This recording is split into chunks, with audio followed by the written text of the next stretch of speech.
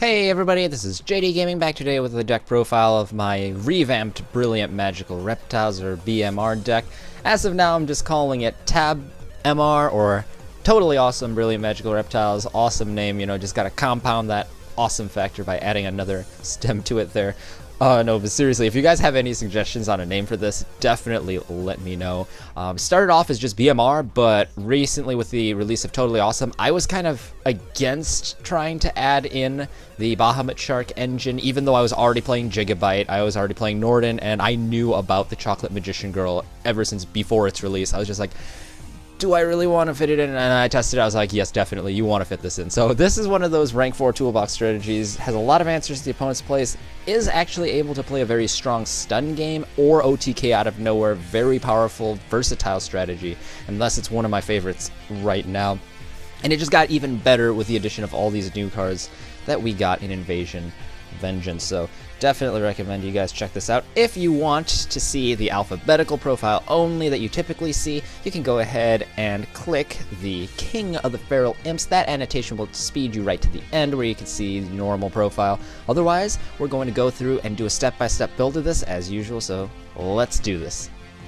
So the origin of the B.M.R, or Brilliant Magical Reptile strategy, is pretty much having a bunch of spellcaster monsters and then being able to seize with the reptiles that we can easily throw to the board based on just their abilities.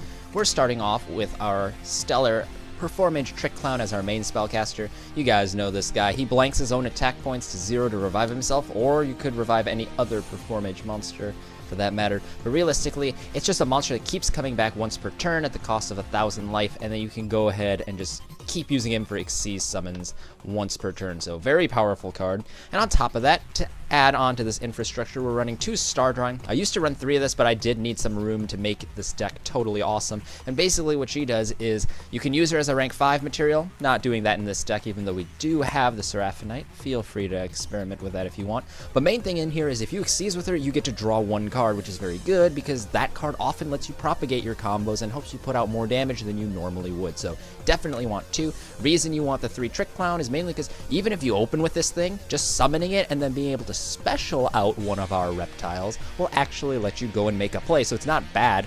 Plus, if you do happen to use it even once, it'll just keep coming back, so definitely something you want to get set up. This thing, you get the 1 draw off of it, but it doesn't come back all the time. That's why this ended up seeing cut to 2. This is still at the full 3. But the first Xyz, and one of our key ones, is King of the Feral Imps. This is really something where if I could fit an additional card, I probably would be running 2 of these things, because once per turn, even the turn you summon it, you just fetch a reptile straight from your deck to your hand, which is a free plus upon summon. If you protect it, you can go and add another plus to your hand, and it's great because it allows you to use things like Kage, which we're running 2 of, and Gigabyte, which we're running 3 of, to go and special summon. So Kageto, a lot of you gadget players are familiar with this. This thing lets you go and special it if you want to go and make a rank 4 play using a level 4 monster that you just summoned. And then Gigabyte is actually a little bit more obscure. It's, I guess, gained a little bit more popularity nowadays because it is a water monster for the Totally Awesome. But pretty much, it's a 1500 that says if you control a spellcaster, just drop it to the board. You can only ever control 1 of these at a time, so you can't use 2 of these to make Totally Awesome, unfortunately. But anytime you have like a Trick Clown, you can detach that. Trick Clown will come back. Gigabyte is added to your hand by the King of the Feral Imps. Summon that, and then that's a second Xyz out of nowhere for literally no reason other than you fetched a free card and got a free card back. So one of the key combos of the deck, definitely want to run the 3 Gigabyte, especially now because his water attribute is extremely powerful for that Xyz summon. Then we're running 1 Nefarious Archmediator of Nefariousness, partially because of the name, but also because Gigabyte has a floating effect that says when it's destroyed in any way by your opponent's card, you can go and special summon a monster with the same stat line, so 15,200, from your deck that's not Gigabyte. So this thing you can summon off for free, and it has the exact same ability. You can special summon it back to the board, or summon it to the board if your opponent, or rather, if you have a spellcaster monster, you can special it. But if your opponent happens to like kill this and it's sent to the grave or whatever, or you just detach it, you can kill one of your own monsters during your opponent's end phase, special summon this card back to the field. And a lot of you guys may see, wait, that's a free Xyz material, isn't it? Yes, if you go and kill something with Trick Clown or Trick Clown itself, it's essentially the Clown Blade engine that we used to have back when the Volvo chain was a thing. I tried Thousand Blades. It's not as consistent now without any of the searchability, but this thing is still worth running because it's an additional copy of Gigabyte, and you can literally just tech it in because Gigabyte lets you fetch this. So I like this at 1. It's just an additional way to special. And then last 2 ways to special are 2 more spellcasters here. We're running a pair of Hat Tricker because you can go and special this guy anytime there are at least 2 monsters on the board. And I mean, you just saw you can make an Xyz monster and then go for another free Xyz monster. This is just another free spellcaster you can do that with. It lets you summon these guys.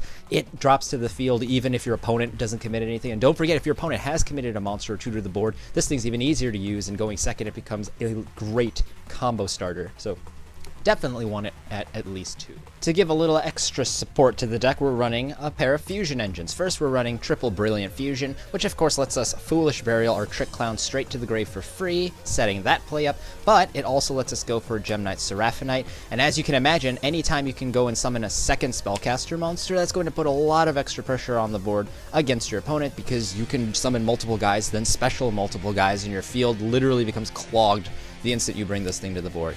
And not in a bad way, it just lets you summon so many monsters that you're probably going to be able to win or create an impossible board to get over. So definitely want the Seraphinite. Unfortunately, over months of testing, I do not suggest you run 1 Garnet, because there are games that you will just lose if you draw your 1 Garnet. And if you think about it, mathematically speaking, the chance of you opening in a 6-card hand, I don't remember the 5 off the top of my head, but it's even less. In a 6-card hand, if you were to run just one of these things, your chance of drawing into this is a limited card, or 15%.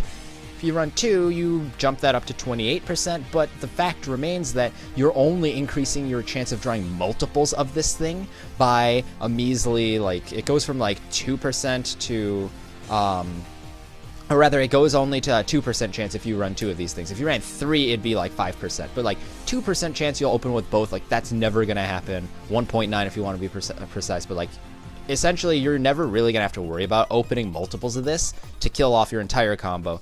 The chance of drawing one of the 2 is somewhat significant, but again, we're running things like Kage to Kage, the double normal summon, things like that, so Gem Knight Garnet almost never ends up being dead, especially when we fix it up with our extra deck slot with Daigusto Emerald. This lets you just bring back the Garnet, lets you reuse things like Seraphinite, or use things like Norden that we'll get to in just a moment, and it's just an all-around great support card, especially in this deck. I mean, it's a free monster. You just bring back your Garnet, you already have 3,700 attack extra on the board, and you can just go and make an Xyz with that if you want. Very powerful engine, definitely do recommend for all the power that it brings, and the precision with which you can dump your Trick Clowns. That's important too. And as I mentioned, we are running the double instant fusion with Norden because this lets us go very easily for the totally awesome play, just bringing back Gigabyte, but it's also just a great card overall. Like, if you imagine in all these hands you get these free special summon monsters and you get an additional Xyz or 2 on the board, well, instant fusion does that for free, so like there's no reason not to play this thing in this deck. Honestly, I feel like one of these days, very, very soon, we're going to see some sort of restriction on Totally Awesome. Maybe it's Norden, maybe it's the Instant Fusion. I personally think it's going to be more than Norden, but who actually knows what's going to happen. Definitely a powerful card. You want to use that.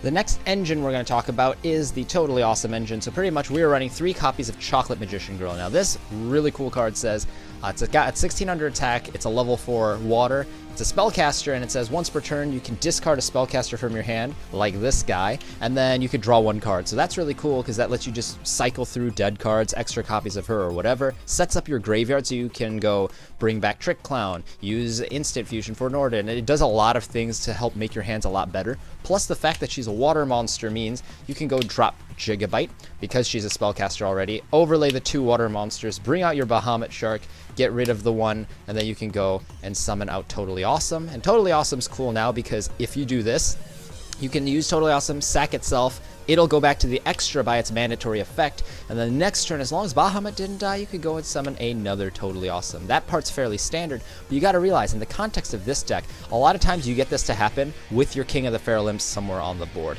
Maybe another defensive Xyz, but that just depends on the hand. The key point here is, if you have something like this set up, and then you go and block your opponent's attempt to kill your board, you now have this monster will bring back your Totally Awesome, and this monster will get you another free Xyz play, especially if you still didn't attach the Trick Clown. So very, very easy to do more than 8,000 damage in a turn using this deck. And the Totally Awesome engine actually is really powerful because you're protecting your guaranteed +1 plays and making sure that they stick. It's just a huge pain for the opponent to have to deal with. Up next is a pretty common pair of monsters. You guys all know the Utopia guys. Well, these guys get even stronger in this deck because we can run the Utopia Prime along with 3 copies of any rank up magic you desire. Now, I originally started with Variance Force because this lets you turn any of your rank 4s into a C rank 5 Xyz monster. So it gives you a decent pool of monsters, but they weren't really worth playing in my opinion, and that's why I ultimately cut those Xyz monsters out for the Totally Awesome play. That's really up to you what you would like to do. I mean, the way I'm playing it right now, you can run any rank of magic you want, but the basic idea is you can't use lightning as an Xyz material, but you can turn Utopia into S39. You already have 2 materials beneath that, and now you can go and detach or discard this straight from your hand to summon Utopic Zexal. Now, what this card does is it has 1,000 attack for all your materials, so count them, 4,000 attack points to attack your opponent with immediately. And if you set this up turn 1, which is, again, really easy, any rank 4 you can go for, just go Utopia and just lock your opponent out of the game if you open with one of these guys.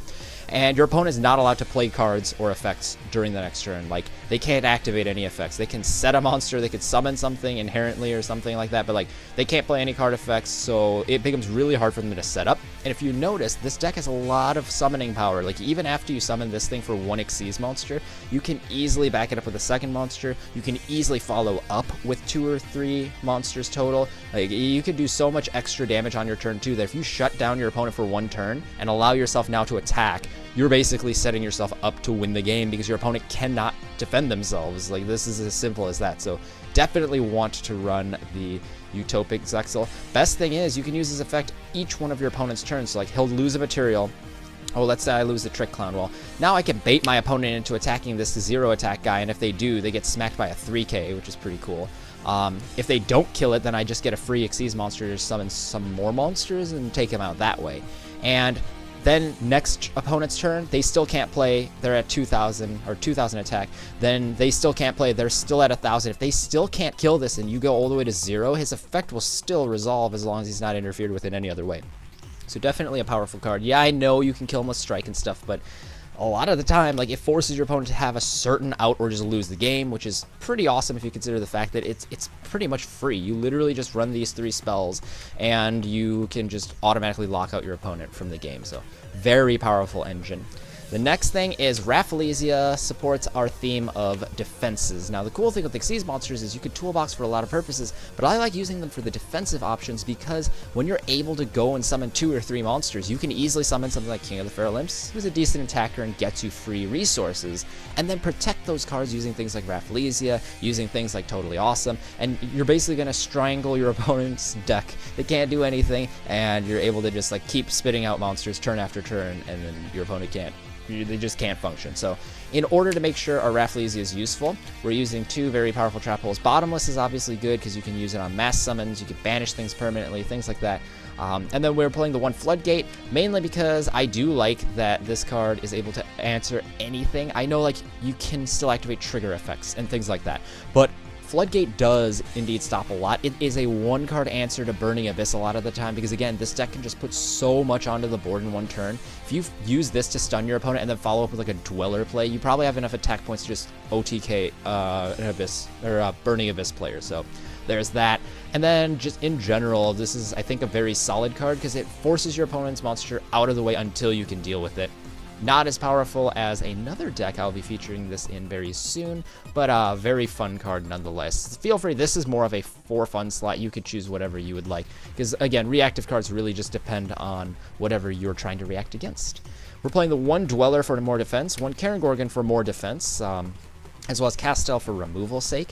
And then one of my favorite Xyz monsters, F-Zero, just doesn't die by card effects and lets you steal your opponent's cards and attack with them. So very powerful card. All you need is 2 monsters of the same rank. Well, that's like any Xyz monster, right?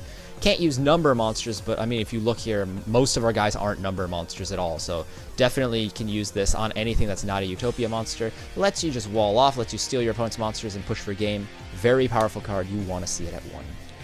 Then to finish out the rest of the deck, we're running the Solemn Brigade, mainly because these are all very powerful cards. If you draw any one of these and you set it up behind your Toadally Awesome or your Rafflesia or something, your opponent's going to have a huge nightmare trying to get over it. So very, very powerful defensive options. If you want to try using more like proactive options, feel free to do so, but I really love the power level that these things bring. Like, even going second, they're not terrible because you're already able to pump out so much attack power. Everything else for combo's sake seems redundant at this point. I chose to go with defensive options to make the deck more well-rounded, and I guess just a little more oppressive against the opponent, as bad as that sounds. Running double Yugioh because this is a cool hand trap, lets you gain 1,000 life, lets you go and pump up an attack power of a monster by 1,000 for the entire turn cycle, and he's a rank 4 monster, so like, or level 4 monster, so you can go and summon rank 4s with him. Overall, very powerful card. I dropped him to 2 because he's not quite as proactive as a lot of like the special summon monsters or the spellcasters, but definitely still love playing this card, and I do recommend Yugioh myself. Double Maxi to help with defenses. This one's pretty self-explanatory. Raigeki is great because you can just deal with annoying things, and mainly it's here because a lot of times this will leave your opponent with like maybe a monster. You can still safely use it because you could Dweller and things like that, but then if your opponent only has one monster, you're probably going to deal with it with your 4 to 5 Xyz you drop in a turn. So definitely powerful choice. Raigeki is recommended. And along those lines, just Twin Twisters to help clear your opponent's field, really just let you win with the cards that you're able to pump out for free. If you watched the video in its entirety, thanks. Hopefully you guys enjoyed this as much as I did putting it together. Let's get started. We have 3 Chocolate Magician Girl, 3 Gigabyte, double Yugioh, double Kage Takage, and double Maxi, 1 Nefarious Archfiend Eater of Nefariousness, 2 copies of Performage Hat Tricker, 3 Trick Clown, 2 Star Drawing, and then 2 Gemini Garnet to go with our triple Brilliant Fusion. Double Instant Fusion, triple Rank Up Magic Limited Variance Force, our Raigeki, a set of Twin Twisters, Bottomless Trap Hole, Floodgate Trap Hole, and the Solemn Brigade consisting of 3 strikes and the Warning. That makes a 40 card main, and then for the extra we're running 1 F0 Utopic Future, 1 S0 Zexal, Totally Awesome, Abyss Dweller, Bahamut Shark, Karen Gorgon, Castel, Daigusto Emerald, King of the Feral Imps, Traptrix Rafflesia, number 39 Utopia, S39 Prime, and Shining 39 the Lightning, as well as Norden and Seraphonite for the 15. So that's everything for this deck. Let me know down below what you think of it, and if there's anything you're not sure, feel free to let me know. Of course, there are some explanations in the previous part of the video, so if you didn't check that out, please be sure to check that out first. And hopefully you guys enjoyed. If you did, please like it so that we can share it with as many people as we possibly can. And if you really liked what you saw today, then I invite you guys to subscribe to JDGaming for more regular updates. Thanks guys, this is JDGaming. Hope you guys enjoyed once again, and I'll see you guys next time.